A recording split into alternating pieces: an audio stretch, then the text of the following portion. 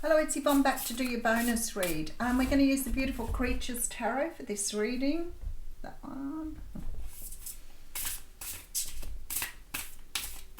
I stop in between the what's cracking and the bonus reads always to do a really nice big shuffle. So I've already shuffled the cards a lot, but sometimes they just don't feel like they're quite ready to go. So I always wait for that sort of energy of, yep, it's time to go. I was telling a few people my ninth grandchild was born yesterday. My granddaughter, sorry, my daughter-in-law had gone over with the baby. He was due on the 14th, and when I went over on the 14th, she was like, I can't believe, because she went over with the last one. And I said to her, this baby's coming on Sunday. And she sort of looked at me and she said, no, I don't want the baby on Sunday. It's my wedding anniversary. And I was like, yeah, the baby's coming on Sunday. So although she was still 3 or 4 days over, the baby came yesterday, Sunday. I just knew straight away that this baby was ready to come into the world on Sunday. So those predictions sometimes even surprise me, but I guess that's what I do. All right, let's have a look. We are ready now. Okay, I like this. Starting off with the Wish card, 9 of Cups. Beautiful start to this reading. The 9 of Cups is a card that talks about wishes coming true. And I always think the wishes aren't necessarily when you stand there and say, oh, I wish I could have that. It's not always that way. For me, sometimes the wishes can be a lot more internal, like things that were destined for you on your path, things that were going to come in your direction regardless. But when they do happen, there's such a blessing and such a surprise that I feel it sort of takes away all the energy of the doubt. So sometimes it's like, you know, you may not necessarily have an exact wish, but it will be something like, you know, further down the track when you know that you'll have certain things behind you and you're ready to walk down a new path. Like those sort of wishes, like I always have the day I go to Italy. I've always wanted to go to Italy. It's one country I've never got to. I have done a lot of travel in my time, but never got to Italy. It's always been a big desire of mine, and I know I'll get there. It isn't like I'm standing there and going, oh, I wish I'd go to Italy. But I know it is part of my soul journey. So there's definitely this feeling with the 9 of Cups that something's about to come into you that perhaps you weren't expecting. And it's been something you've wanted, but maybe you never really felt that it was going to come, or never really felt that it was destined for you. And I'm here to tell you that the thought you created a long time ago in your mind is about to bear fruit. All right, so we have the 10 of Wands coming through, and we have the 6 of Swords, and that makes a whole lot of sense to me. Whatever this thing is that you've been wishing for, it's almost like you have one hurdle left before it comes towards you. It's like you have something else to let go of and move away from before it comes your way. I don't feel this is like a person. It could be for some of you. It feels more like an energy of releasing something that you've held on for a long time. You know, sometimes when I get these energies, it can be some doubt, some fear. It could be a way of thinking, a limitation. It could also be that sort of energy of not really knowing you have the power to create something, because I see you closing out a cycle with the 10 of Wands, putting down some sort of burden, and the 6 of Swords tells me that you're moving forward here. There has been either, okay, so for some of you here, it's definitely a pattern with the 9 of Wands. The 9 of Wands is a card of setting healthy boundaries. It's a card of going through something over and over again because you've lacked the ability to understand how important it is to stand up for yourself. Sometimes this can be a physical boundary, like people taking advantage of you. Sometimes it can be a more emotional boundary, like not really understanding how not to absorb somebody else's energy. But the 9 of Wands for me many times means you've experienced something over and over and over again without understanding how it hurts you or acknowledging it. And when I see the cards like that, I think you've either woken up one day and gone, oh, I always hear that, that moment when you go, I know what it is now. I know what I've been doing for so long that I should have been doing differently. It's like it just sort of snaps out of the blue at you, that epiphany moment when you go, I get it. I get it and I know how to fix it. Because with this Nine of Wands, that is the card of the wounded warrior. And then I have this Queen of Cups here with the Seven of Pentacles. Okay, so it could be that you have started to understand the level of love for yourself with the Queen of Cups. But I also feel this very strong sense of intuition. So perhaps it's come to you in a very intuitive way. Possibly it's come to you in a way that you've realized here what this means for you. But it may be just that moment when you've realized the depth of love you have for yourself. It could be that you've started to understand how to use your intuition, or how to, I almost want to say, wield your intuition, like it's like a sword, like a truth has come through here and you're understanding. But you see, when I see the Seven of Pentacles, I feel like somehow or another you've manifested. And that's the wish that I said in the beginning. Sometimes we don't see it as a wish because we've manifested something. But I always sort of have this energy, and I have since I was a kid, because I've always felt everything that was meant for you on your path would come to you. There is always this energy for me, like, is the very thing you wished for, is that thing that was knocking on your door already there for you? So what you wished or what you wanted, you already knew was coming. Let's have a look. See the Moon card. How perfect is that? So the Moon card is a card that talks about things that are hidden from view.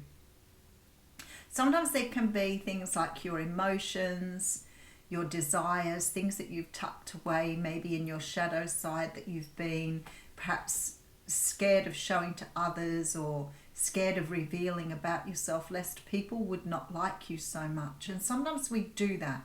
It's not necessarily a conscious thing. Sometimes it can be unconscious. Like it's that moment when you stand there and you think, oh, I feel like I need to say something. But if I say something, somebody might say something back, and I can't deal with being sort of called out on that. So instead of speaking up for yourself, you keep it hidden. And a lot of us do this because of the way we've been raised, not to express how we feel. Or you can't do that because you might hurt someone's feelings, or you can't do that because it's not the right thing to do. Perhaps it's socially unexpected to speak your mind. But when I see the Moon, I feel like something is about to be revealed here, or something is coming to the surface that you're going to understand. Oh, I love this reading. The energy here is so palpable. All right, so we have the Five of Wands coming through with the Star card, and the Five of Swords. This Five of Swords is going to be a card that's going to come up a little bit this week, I would say. It's already made an appearance in both readings. Let me say first, the Star and the Moon sitting together here are absolutely beautiful, because I feel like something is going to be revealed to you that was a part of your destiny. But I feel like with these two fives, that somehow or another you've always fought against it, or maybe you've subconsciously thought against it but not really realized. It's like the universe has been showing you something but you haven't really understood it. And this can happen if you've studied, or you've had, an assignment to do, for example, and you've tried to understand the material, and you read the material over and over again and it just doesn't make sense. And then all of a sudden you just have that moment when you realize, you have that clarity that I understand now what this means. It's like poetry, when somebody says the underlying message in this poetry, and you keep reading it and thinking, how did they come to that? Or even in modern art, which is one thing I never really sort of understand. I find it really hard to grasp that concept in modern art. But for all of us, it's something that's been sitting deep within us that we've not revealed to ourselves, but we haven't really understood what it is or why it sort of emerges every now and again. But you see, you weren't meant to see it yet. You weren't meant to. You weren't ready. And the fives tell me that. You weren't ready to receive this information. You weren't at a place where you loved yourself enough to accept it. You weren't really in a state of mind where it was really going to show you what it meant to you. But something here is saying to me that you're not quite in the right place to interpret, understand, but you're going to be. And it is part here of your awakening. So this is really beautiful energy. Whatever this is that's opening up for you is going to be life-changing.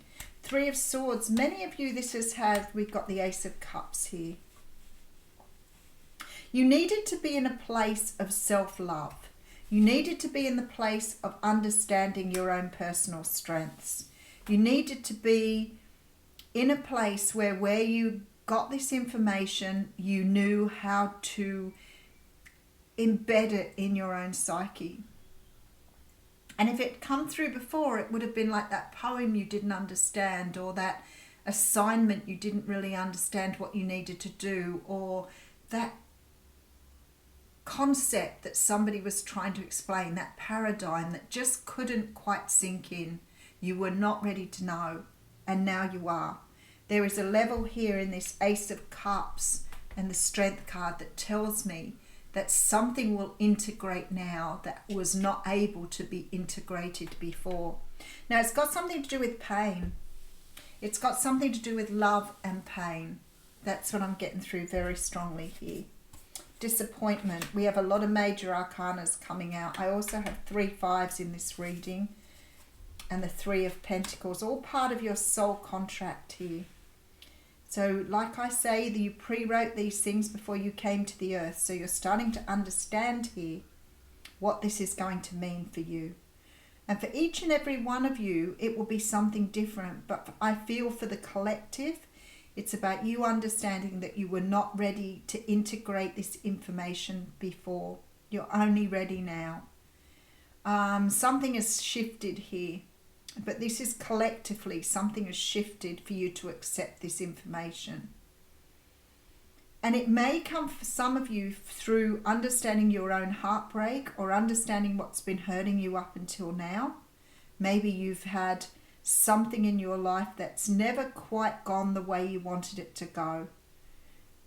But that's about to be revealed here. So it may be something to do with romantic relationships, or relationships just generally. But you needed to be at this level of self-love in order for this to happen. For some of you, this could be around personal limitations, victim thinking, victim consciousness. Something here with the Temperance card and the 3 of Pentacles is telling me that the time is right for you to receive this new information as part of this soul contract. But you needed to be in this state of love before you could take it. I'm trying to sort of get the energy of what Spirit is showing me with this Ace of Cups. But it's like you weren't ready to absorb this information before. It's like you would have been resistant to it.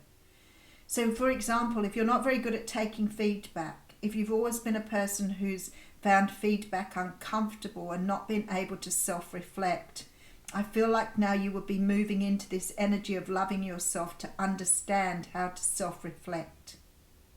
But whatever it is, it's coming. And it's coming in a very deep and meaningful way. It's going to be life-changing for you, because it's going to show you that what you've been hiding from yourself for a very long time, deep within you, here with the Moon card, is going to be revealed with the Star card as part of your soul contract. You have the level of self-love here, and the strength, the knowing, and the ability to understand here how to bring it all back into balance. And for many of you, it's got to do with some sort of conflict and pain that you've been carrying around with you all your life, which has limited you from having the love and the understanding of yourself. And I feel like this is leading you to greater love, not just of yourself, but to bring in the love that you deserve. All right, let's read a lay vampire card.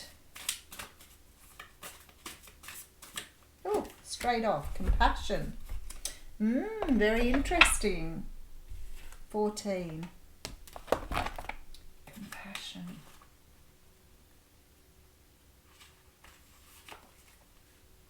There are times in our lives when circumstances, people, and what we see have a certain horror to them. It is the horror of being able to believe that there is such cruelty and malice and injustice in the world. Every day, if we allow ourselves, we expose our minds and our hearts and energies to events that hold enough tragedy within them for us to suffer pain on behalf of other humans, animals, and all the fellow creatures we share this planet with. We children of the night know this suffering too, and sometimes cannot bear to stand it a moment longer. We have no more forbearance at times, and that is when we step forward and carry those who are suffering so very deeply. Within this card are elements of your great beliefs. Your beautiful Christ, God made flesh, at his moment of being taken down from the cross, at that moment released from suffering. In this way, we want you to know that all the suffering you see, all the hardship you can observe, is unendurable for us too.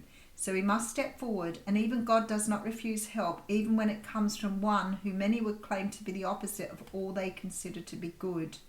When this card appears to you, know that even the unlikeliest hearts hold compassion, and sometimes they cannot bear the suffering about them any more than you can, and they can become an ally, comforting those who've fallen and who are unable to rise and take steps towards the rebirth of their own life. This deep compassion means that they will refuse to take comfort or exit their lives of hardship because they know that where they are, they can do most good. And there is much good within us and much good within you.